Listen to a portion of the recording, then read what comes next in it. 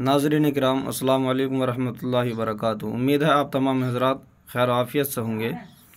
हाँ, अपने channel TTI 786 पर नमाज के अहम मसाइल ज़िक्र कर रहे हैं।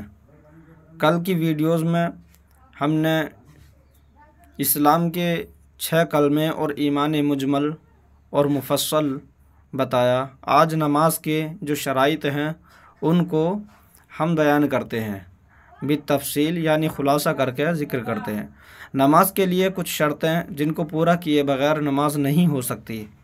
कुछ शर्तों का नमाज शुरू करने से पहले पूरा करना ज़रूरी है, जैसे वज़ू, और कुछ शर्तों का नमाज पढ़ते हुए ख्याल रखा जाता है। कुछ शर्तें ऐसी हैं कि नमाज शुरू करने से पहले पहले पूरा करना ज़रूरी है, और कुछ ऐसी हैं कि नमाज पढ़ते हुए उनका ख्याल रखा जाता है। उनको अरकान बोला जाता है और फ़राइज़ भी बोला जाता है। नमाज पढ़ने से पहले इन 7 शर्तों का पूरा करना ज़रूरी है। पहला है बदन का पाक होना, कपड़े का पाक होना। फिर तीसरा, नमाज पढ़ने की जगह पाक हो। चौथा रुकन है कपड़े पहन रखे हों, यानी सतर का छुपाना। 5वां रुकन है यानी शर्त है नमाज का वक्त होना।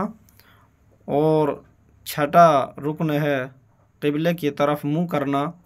और 7वीं शर्त है नियत करना, यानी ये इरादा करना और ध्यान जमाना कि फ़ुला नमाज पढ़ रहा हूँ। जौन से वक्त की नमाज पढ़ रहे हैं उसका इरादा दिल में होना चाहिए।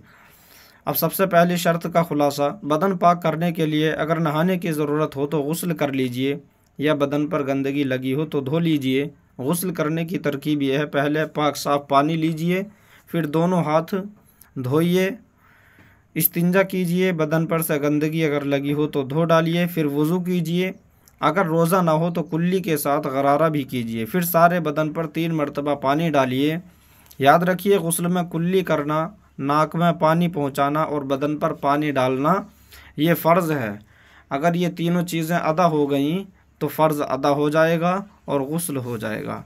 दूसरी शर्त बदन पाक करने के लिए अगर नहाने की ज़रूरत ना हो तो सिर्फ़ वज़ू कर लीजिए। वज़ू की तरकीब ये है, देखिए इसमें वज़ू की तरकीब भी साथ साथ में बताई जाती है। जो हमारे अक्सर नौजवान भाई हैं, बच्चे हैं, वीडियोस को देखने वाले, वो अच्छी तरह हमारी बातों को सुनने की, समझने की कोशिश करें।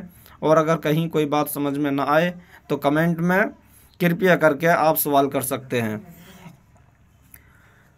वज़ू की तरकीब यह है, सबसे पहले दोनों हाथ 3 मरतबा धोइए। हरी टहनी की मिसवाक से दांत साफ़ कीजिए। अगर मिसवाक ना हो तो पुरुष से, वरना दाएं हाथ की बड़ी उंगली से दांत साफ़ कर लीजिए। अगर ब्रश ना हो तो बड़ी उंगली से दांत मल लीजिए, जो शहादत की उंगली होती है।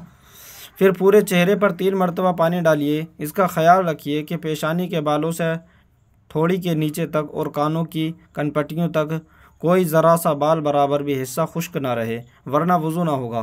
फिर दोनों हाथ कोहनियों समेत 3-3 मरतबा धोइए। अब नया पानी लेकर सर, कानों और गर्दन का मसा कीजिए। आखिर में दोनों पाँव धोइए, पहले दाहिना फिर बायां। वज़ू करते वक्त बातें नहीं करनी चाहिए। तीसरी शर्त है नमाज़ पढ़ने के लिए कपड़ों का पाक होना भी फ़र्ज़ है। और अच्छा यह है कि कपड़े साफ़ हों, मैले ना हों, बदबू ना आती हो। आप हमेशा ख्याल रखिए कि आपके साथ फ़रिश्ते भी रहते हैं। बदन की बदबू से जैसे आपके साथी इंसानों को तकलीफ़ होती है, इसी तरह फ़रिश्तों को भी तकलीफ़ होती है।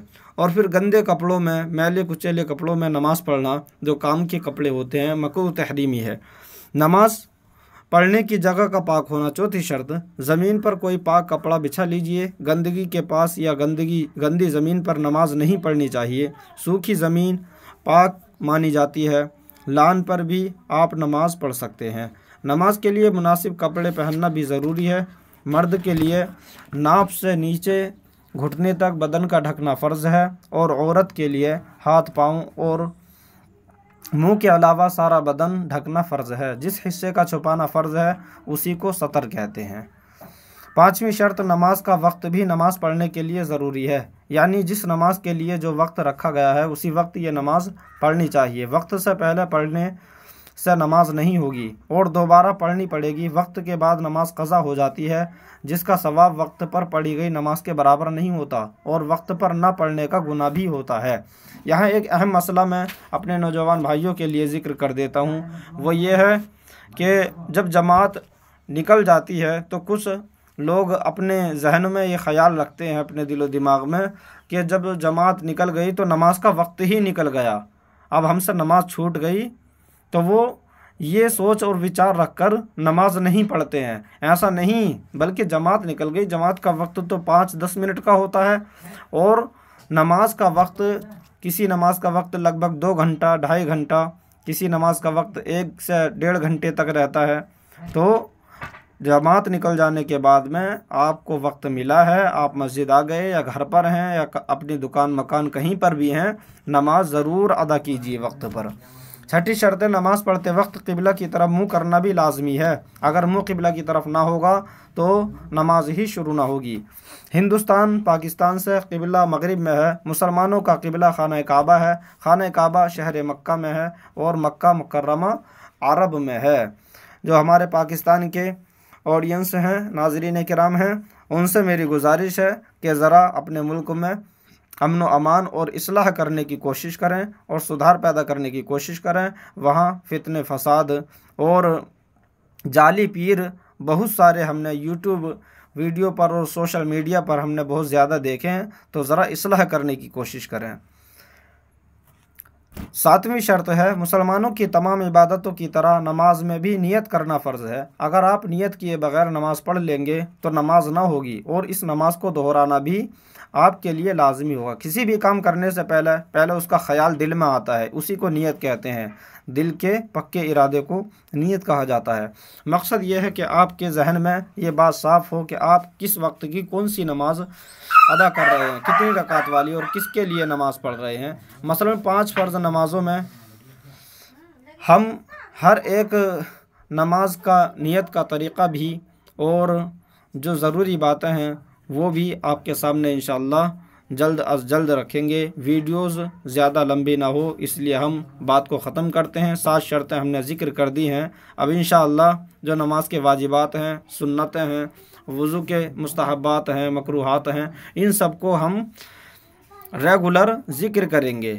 آپ تمامی حضرات ہمارے یوٹیوب چینل TTI 786 پر جڑے رہیں اور اپنے بچوں کو، اپنے نوجوان بھائیوں کو، اور جو ہماری خواتین ہیں، اسلامی رشتے کی ماں اور بہنیں ہیں، ان سے سب سے گزارش ہے کہ زیادہ سے زیادہ ہمارے مسائل جو ویڈیوز میں ڈلے ہوئے ہیں یوٹیوب پر، ان کو سننے کی کوشش کریں اور عمل کی کوشش کریں۔ اللہ رب العزت ہم سب کو نیک اعمال کی توفیق عطا فرمائے۔ السلام علیکم ورحمۃ اللہ وبرکاتہ۔